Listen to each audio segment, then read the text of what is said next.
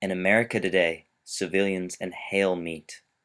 This isn't just a small issue causing obesity. Well, it is in some cases, but it's the driving force causing leading world issues. Meat consumption is one of the leading causes in global warming, land consumption and overpopulation, water consumption, deforestation, spoiling the earth and the ocean, even draining the world's oil. Not to mention, it's just physically healthier. Michael Van Straten is a nationally recognized nutritional consultant who has been leading a campaign in the UK encouraging healthy lifestyles.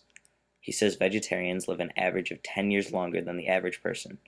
Vegetarians also have a significantly decreased risk of developing diseases like colorectal, ovarian, and breast cancers, diabetes, obesity, and hypertension. Basically, eating vegetarian can benefit your personal health massively. And that's great and everything, but where vegetarianism really counts is on the larger issues. Global warming causes numerous deadly effects like the spread of hazardous disease, ice caps and glaciers melting away, more droughts, warmer waters, and hurricanes. Global warming not only endangers the environment, but also is a threat to all of its species. Meat is responsible for about 18% of the global total in greenhouse gases. That's more than cars, planes, and all other forms of transportation put together. It's not the cows farting and burping up a storm, but the amount of energy that is required to burn all the carcasses, carry the meat, and the methane from the manure too.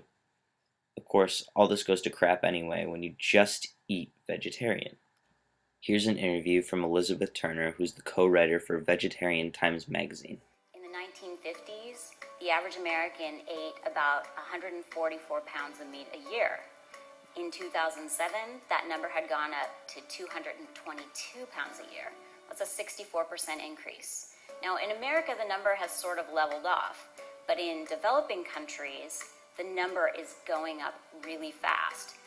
Countries that used to be mostly vegetarian, like China, they're now really wanting to put meat at the center of their plate. And so as demand goes up, we are clear-cutting the rainforest to create more factory farms to create more meat. This is really eroding the land. In fact, about 30% of the world's arable land is used either to raise livestock or to grow food for livestock. That's creating water pollution and land erosion. As Elizabeth Turner said, eating meat is corroding the land. For the past 30 years, the agriculture business has been chopping down trees to make room for the cattle to graze.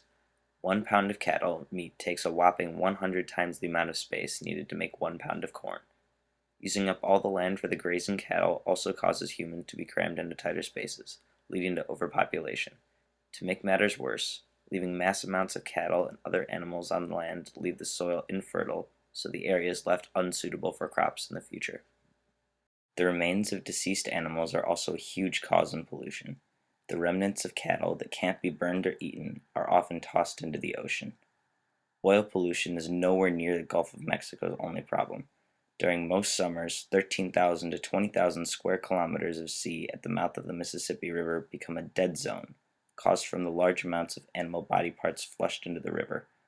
This is caused by algae blooms, which are a rapid increase in algae growth that take up all of the oxygen in the water. Nearly 400 dead zones are spread throughout the world due to dead animal waste, the largest being over 70,000 square kilometers. Eating meat tears apart our planet. Be the bigger person and eat vegetarian. Go green or go home.